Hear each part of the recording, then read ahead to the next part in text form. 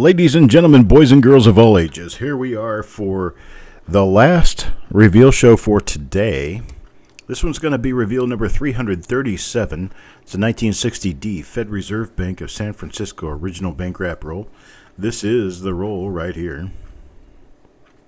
And that does say Federal Reserve Bank of San Francisco on it. We're going to go ahead and open this roll up. See what we can find in here, because 1960D rolls have been pretty kind to us lately, and hopefully this one doesn't disappoint. Let's get this wrapper opened up. Hello, Mr. Worley, and Carl, and New Marshall.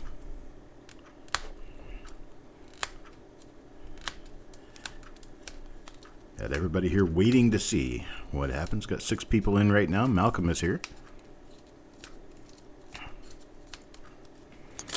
Alright, here we go. Wrapper over the coins, just like usual.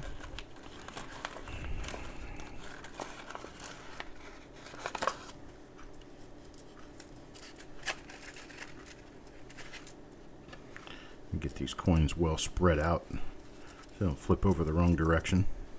There we go. And we are ready to get started. Here is coin number 1, Mike Birchman.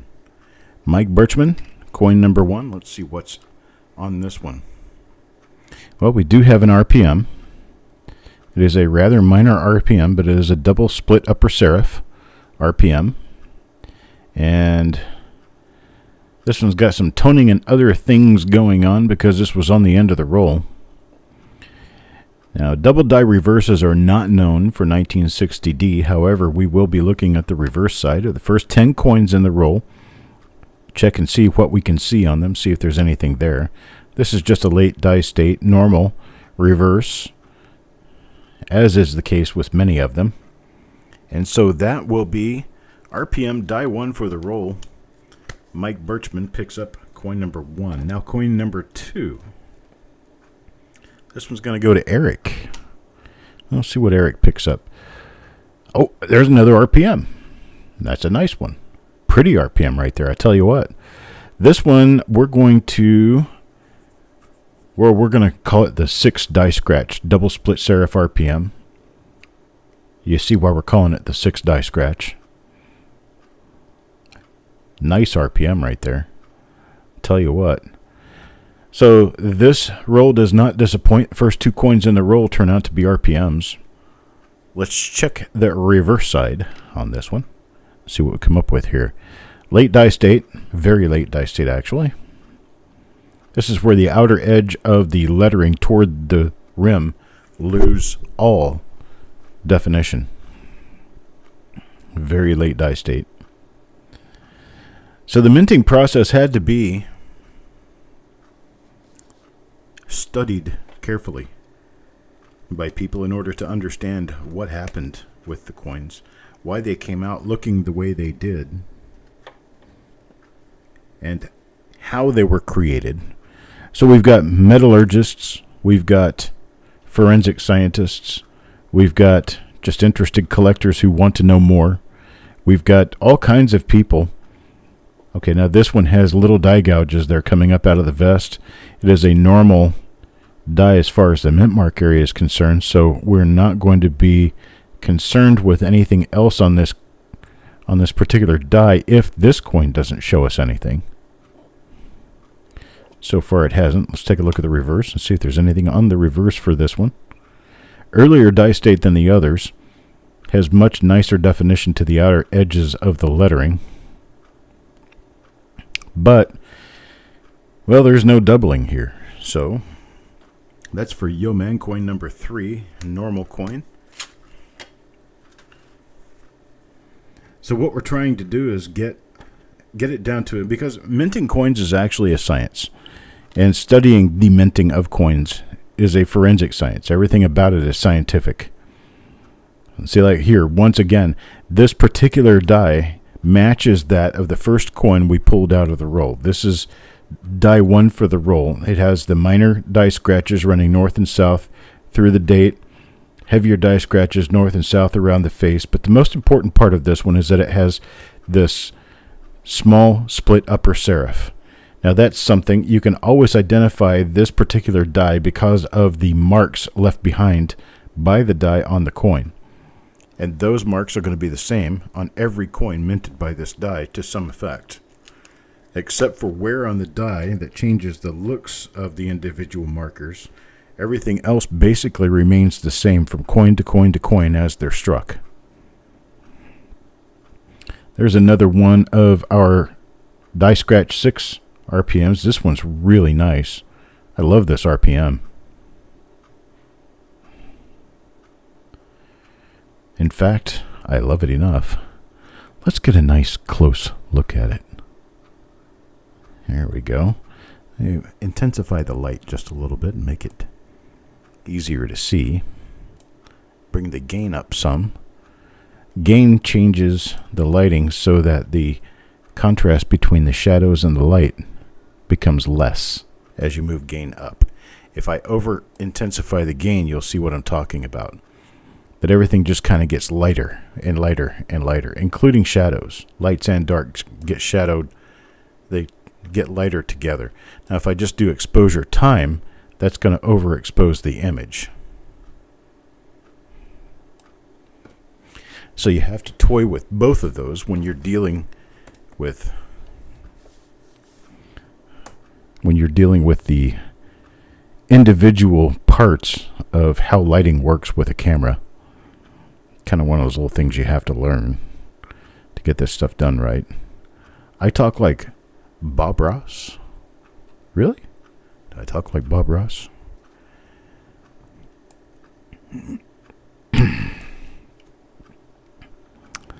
Well, I've been told that before, actually, to the point that my wife actually took wind of it. She heard it. Either I said it, or she heard someone else say it, or saw someone mention it in Facebook or something. Something or another. And let's see. There we go.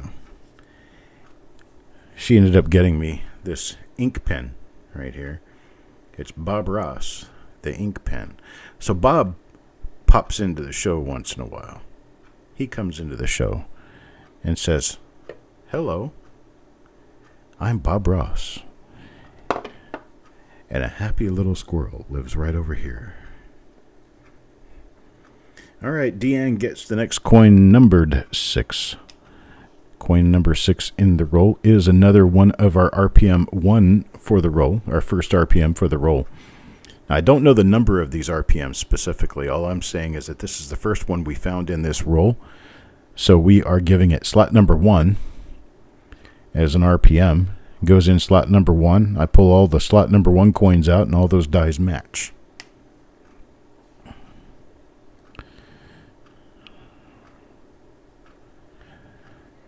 Yeah, and so the other thing that kind of ties me together with the whole Bob Ross thing is that I am also an artist.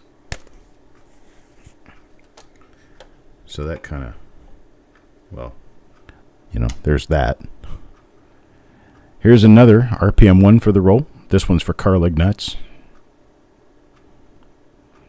Another RPM 1 for the roll. We'll stick his coin in its place in the stack. Now coin number 8. This one goes to Bob Hamilton. Bob Hampton. It's not Hamilton. Alexander was Hamilton. He was that guy who was the head of the United States Bank. He ended up on the $10 bill for some reason. That's Alexander Hamilton. This is Bob Hampton. I should know of Bob Hampton because, well, he refers to himself as, I guess Paul refers to him as Uncle Bob. Or maybe the other way around, because Paul's name is Hampton too. The Hamptons. We have the Hamptons here. Okay, here is a normal coin. This one doesn't show any doubling around the mint mark area. Got a little pickle mark right below the D. You can see it right there. This is a little dent, a little hit put in the die. So it's a little tiny dent, a little tiny cavity put in the die that shows up as a little hump on the coins. And you could usually use this as a continual marker from one coin to the next within a roll. And then this die scratch right here is a very old die scratch, so these two die scratches should be able to help you identify an earlier version of this same die if you have a sharper die scratch. And then the mint mark is in the exact same spot in relation to the date, because the mint mark, once it's placed into a die, it stays there. It doesn't move. So you can always use the position of a mint mark to determine whether or not you have coins made from the same die. We got a normal coin there from Mr. Fletcher. So Mr. Fletcher gets that, and then number 10. Number 10 goes to Eric. Let's see what we get for Eric. Well, it's another die 1 for the roll. Another RPM 1 for the roll. Pretty nice looking coins. All of these coins are in pretty decent shape.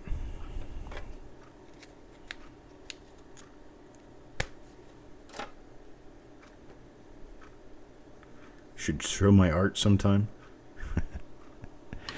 I'll do better than that. I'll give you guys an opportunity to purchase a print. How does that sound? Here's a die number 2 for the roll. Beautiful RPM. Love this one. I actually have art prints that were made a number of years ago of a Adolf Wyman drawing that I did. I drew a picture of Adolf Wyman to be used with the remake. What was it? The remake Gold Mercury dimes. They put those in holders, and then there was something else that they did that they put in holders with Adolf Wyman's portrait on the holder. And my boss wanted me to do a good portrait of Adolf Wyman so they could put him in with the orders. And so we ran a print run of prints, and I still have a bunch of them left. All right, that's another die number 1 for the roll.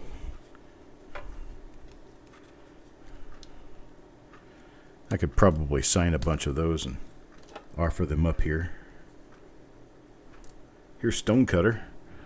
Stonecutter gets himself 1 coin in each roll now, and this one happens to be a normal coin. And let me get this in better focus so we can see this normal coin in better focus. It's about the best it's going to get. As good as it gets.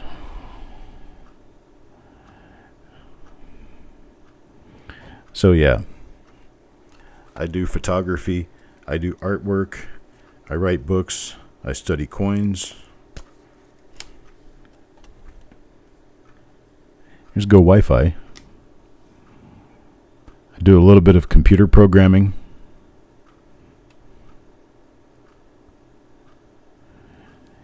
I programmed coppercoins.com in its current version, which is not very good, but I did it while I was learning how to do it. It's kind of one of those things where you kind of, take the bull by the horns and just figure it out.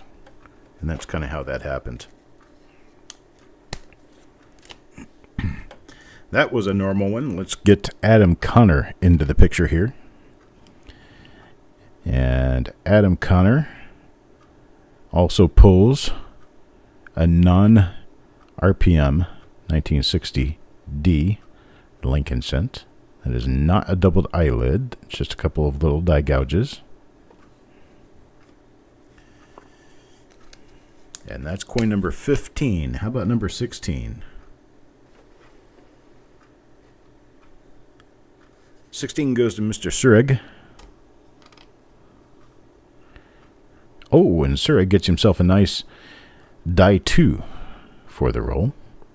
Die 2 for the roll right there. Beautiful RPM. Outstanding. And not outstanding in the rain. That's coin number 16. Now 17 goes to Taco John. And Taco John pulls, looks like a normal coin. It's going to be one of the normal ones.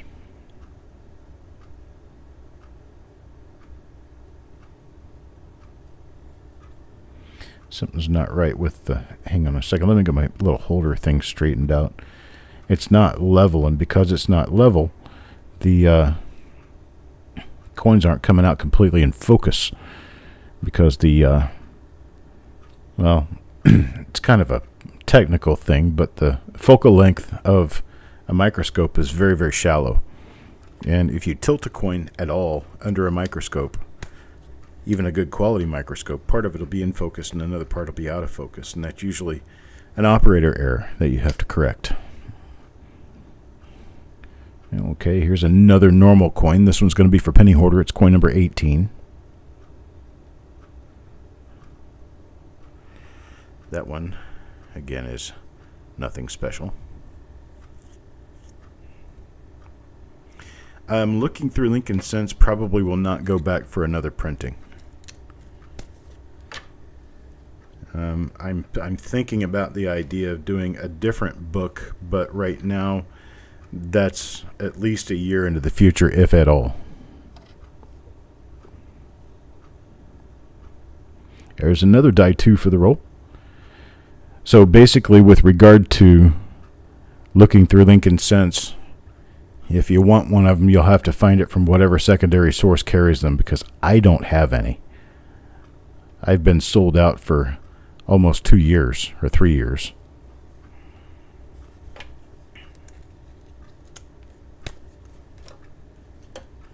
Jeff Dunn now. Jeff Dunn with coin number 20. And coin number 20 turns out to be another one of our RPM 2 for the roll. Absolutely beautiful. This is great. We're getting all kinds of nifty stuff in here. Love it.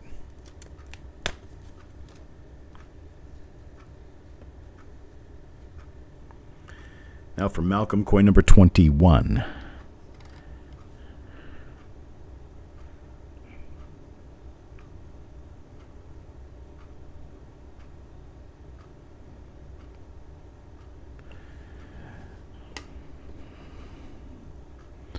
There could be some chance that if somebody steps on my throat enough, I might actually go back and do a reprint of the book, but I'll have to find someone who can do the reprint at a reasonable cost.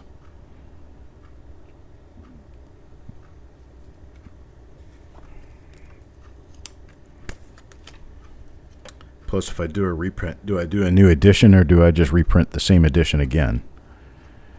The book only goes up to 2004. There's another one, RPM number 2 for the roll, and I've learned so much since 2004.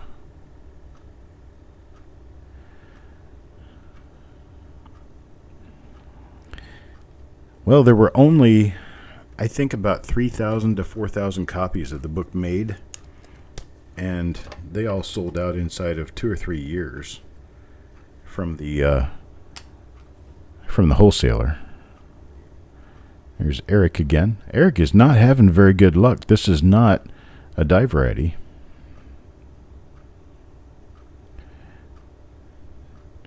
No luck for the weary. Typically,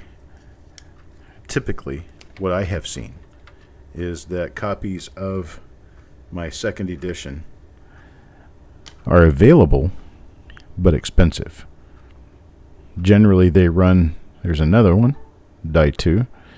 They generally run north of $75 a copy because they're just not easy to find. Another die 2. That's for Carl Ignatz. Congratulations to Carl. Now coin number 25 goes to David. David Music. And we have ourselves a normal coin here. Normal coin for David.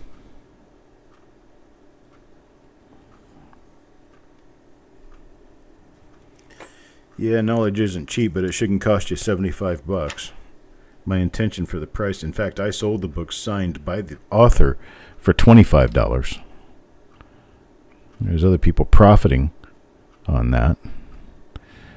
Of course, a profit, who knows what their margin is, because they might have bought it for $65 and selling it for $75. Not easy to find. Oh, you have a first edition, number 241. I signed that at my mother's dining room table in Springfield, Missouri.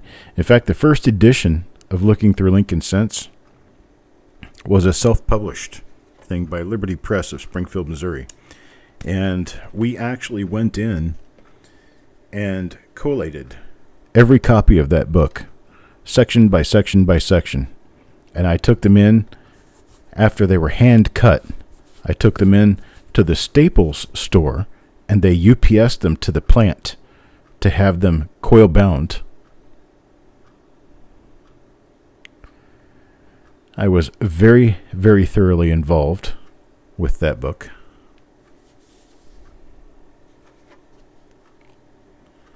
That you have a first edition signed is a big deal. There were only 1,325 of those books made and distributed. There were supposed to be 1,500, but for some reason we didn't get enough covers.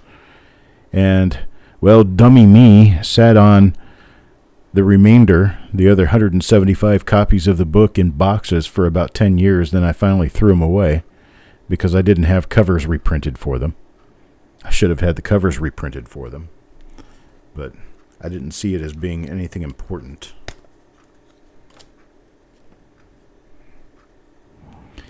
There's one for Adam Chambers now. Adam Chambers is going to get, this one's a normal coin. There's fewer than a half dozen different die pairs in this roll. That's kind of what's helping us get a pile of RPMs out of this. There's not that many different dies represented here.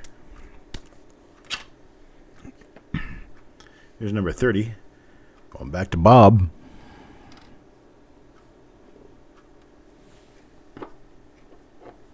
Another RPM 1 for the roll. No, not you, Bob. Bob Hampton.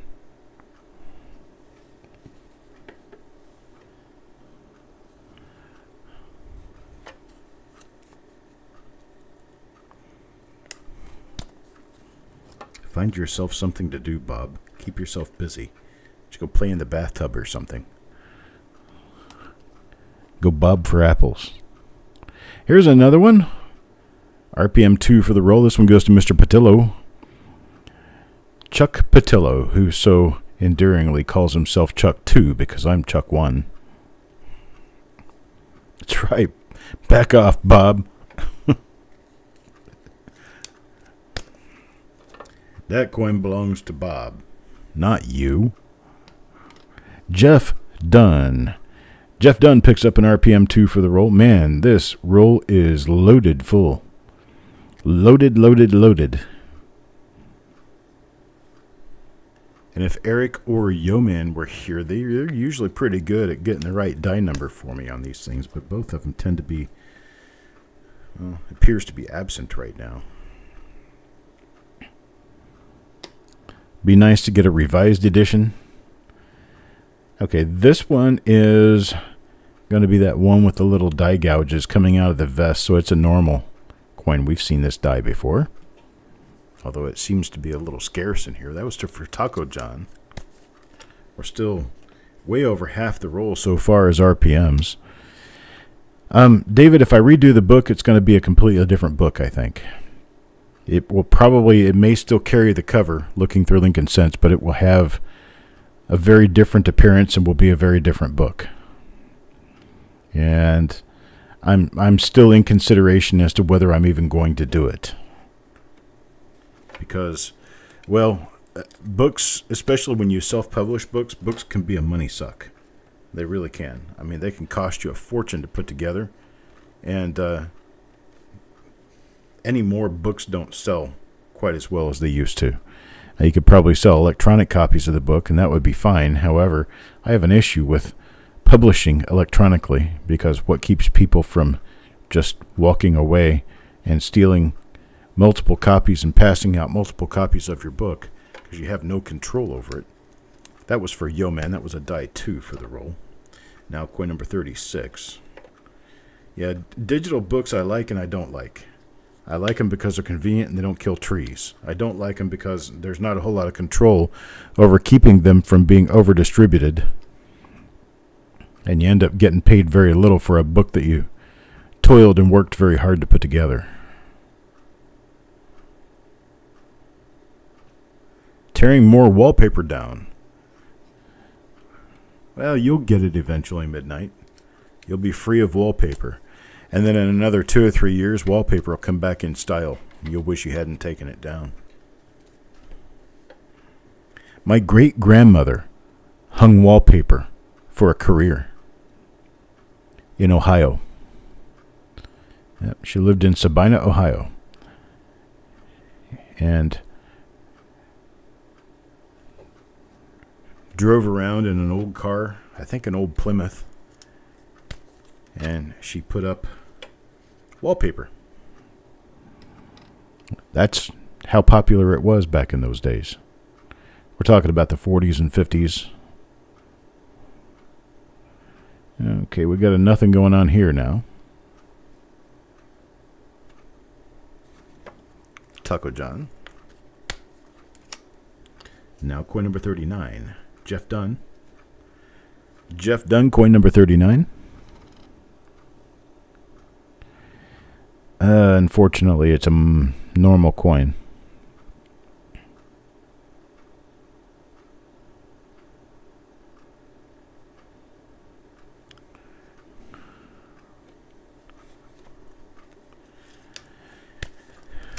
Now, as Greeks would say it, Kermasaranda. Coin number 40. Another normal coin, unfortunately. Earlier die state somewhat, but still normal. That one's for Mr. Patillo. Would you look at the time? We're going to get finished with this show right around the time it was scheduled to begin. There's another RPM 2 for the roll. Unfortunately, this one has some black spotting on it. But it is an RPM. This one goes to Yo-Man. This will be his second example of this particular RPM, I believe, anyway. That's coin number 41 now. Now 42. 42 from Marshall.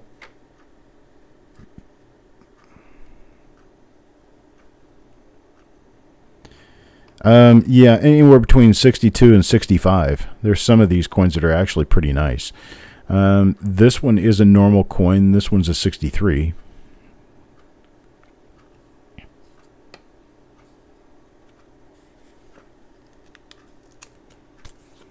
Now coin number 43.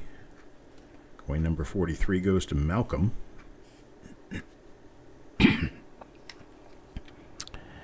And Malcolm gets a die 1 for the roll. This actually looks like it may have a little step out to the right. Right there. Well, it may have just a little step out to the right, but it's hard to tell under this lighting, so I'll look closer when we get finished with the show. I'll get in there with both eyes and be able to see it in 3D. Know exactly what I'm looking at that point.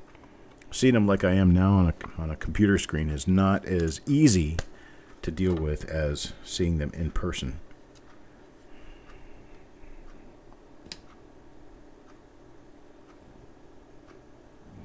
There's another die 1 for the roll. This one has little black spots on it, but these little black spots are very small. So the idea that this could get a 63 or a 64 grade is not outside of the possibility. Now this is a 64, pretty easy 64. I've seen coins that grade 67 that have little tiny black spots on them. So it's not so much about the little black spots. It's about the preservation of the overall appearance of the coin. Nice smooth coin, bright luster. There's another die 2 for the roll. There's a lot of RPMs here. Well over half the roll.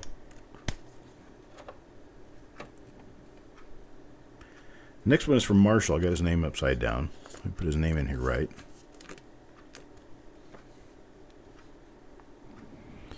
And let's see what Marshall gets. This one is a normal coin. Normal, unfortunately.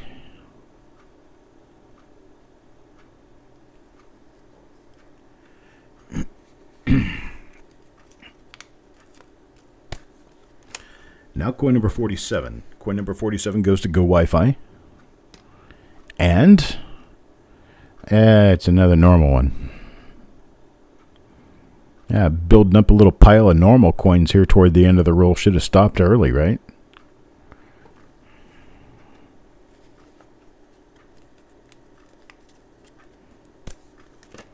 All right, number 48. Got 3 coins left in the roll. This one's for Marshall. Another one for Marshall. He just got a normal coin here. Let's see what this is. Just another die 2. Die 2 for the roll. Beautiful. Split serif RPM. Double split serif, actually. Split upper and lower. And this one, let's see what we're officially going to call this. I'll have to bring it up close and look at the overlap and see how they're overlapped with one another. Turn my lighting up a little bit here so I can see better. And this is, well, it's a D over D rotated counterclockwise. Rotated counterclockwise. So basically what I'm saying is that this right here constitutes a full D right here. So this is the primary D. Secondary D is the one that's down here and over here. So that's the secondary. That's the underlying D. So you have a D with another D underneath it that is counterclockwise, rotated counterclockwise to the primary D. So that's what we mean when we say D over D rotated counterclockwise.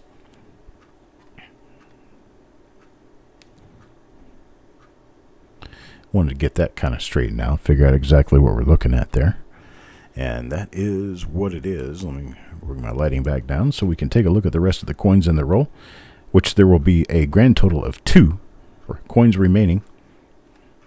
This one's for Marshall, coin number 48. Now coin number 49 goes to Carl. And Carl gets, this one's a normal coin. It's got the little die gouges coming up from the vest. So this is one of the normal coins of the roll.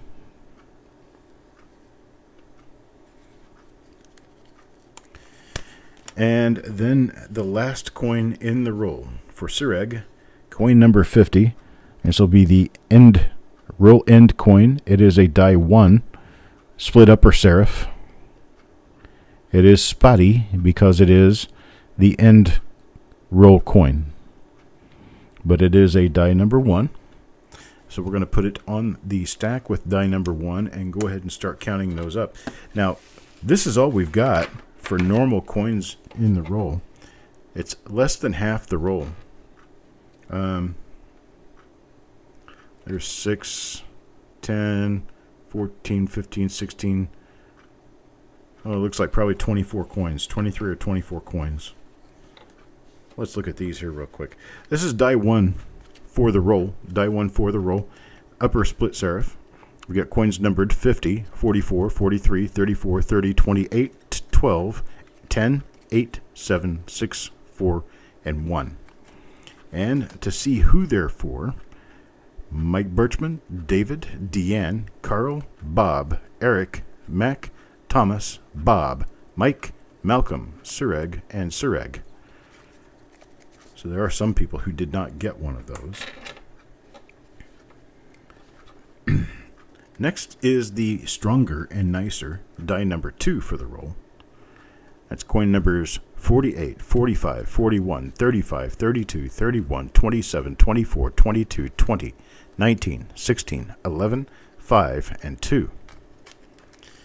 Those turn out to be for Eric, Penny Hoarder, Adam, Sureg, Jim Fletcher, Jeff Dunn, Jim Fletcher, Carl, Go Wi-Fi, Chuck, Jeff Dunn, Yo Man, David, and Marshall. You guys got some real sweet stuff in this roll. Very, very nice roll. I'm very happy with it. I'm very happy that we did this show together. Won't you be, please won't you be my neighbor. All right. There we go, boys and girls. We're done with this roll. And we're done for the night. And it is 3 minutes after 10 o'clock Eastern Time. We're done for the night. I'm going to try to do the proof pull tomorrow evening. I've got 2 more reveals to do. One of them is a 1962 Philadelphia, and the other one is a 1946S. 62 Philly I'll probably do during the day tomorrow. The 46S I'll hold for an evening time because I know more people can be present in the evening times to watch these shows. And, well, 46S is one of those that could be a landslide show. If we get 46S over D's, we're going to have thousands of dollars worth of coins in a roll, and I want to have it so that everybody can watch. So that'll probably be on Sunday evening, and at some point, Sunday or Monday, I will do the other coin pull, the single pull that we did sales on Thursday. So I appreciate it, folks. You guys have a great evening. Have a great weekend if I don't see you again, and take care of yourselves and take care of one another. Have a great week.